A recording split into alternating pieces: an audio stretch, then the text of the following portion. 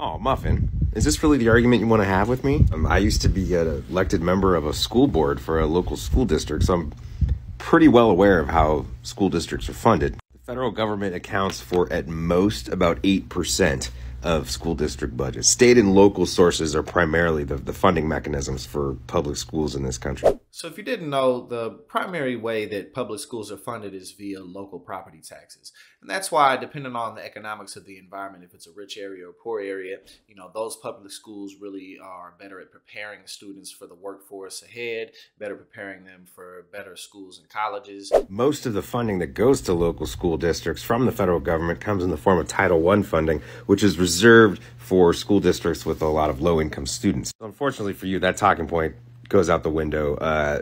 Public schools are not failing because of the federal government. It would be like having a struggling company and blaming your problems on your smallest investor. It doesn't make sense. And also, not only are there better schools in those environments, but of course there's better work opportunities as well. So when you go to inner city environments, that's why you have public school systems often where people drop out more, where there's more violence, where they have outdated textbooks, that schools that are literally falling apart because in that environment there aren't as many businesses, there's not as much industry, and therefore that school system is not as prepared to get students ready for the workforce, as well as to really enhance the communities around them in any type of efficient way. When the federal government, or any government really, wants to do something well and it's well funded, it usually ends up doing pretty well. It's the government programs that the Republicans come in and gut that then struggle, so that the Republicans can come back after gutting those programs and say they don't work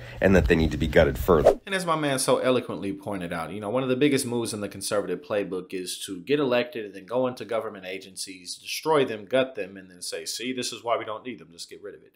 As we talked about last week, ever since the founding of the Department of Education under the Jimmy Carter administration, the Republican Party has been making moves to eliminate it. Because, of course, we don't need that type of organization. But what does that stop the federal government from doing? It stops the federal government from evening the playing field.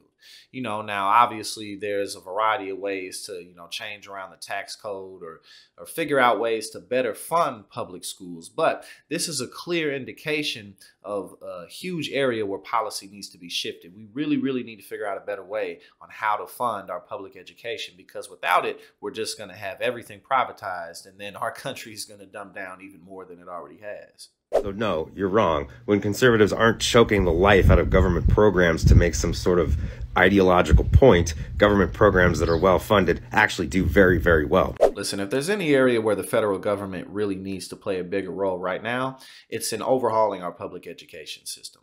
Because it's not just about training students and Americans to better participate and compete in their state and local job markets and the domestic job market, but we are living in a world that is increasingly interconnected.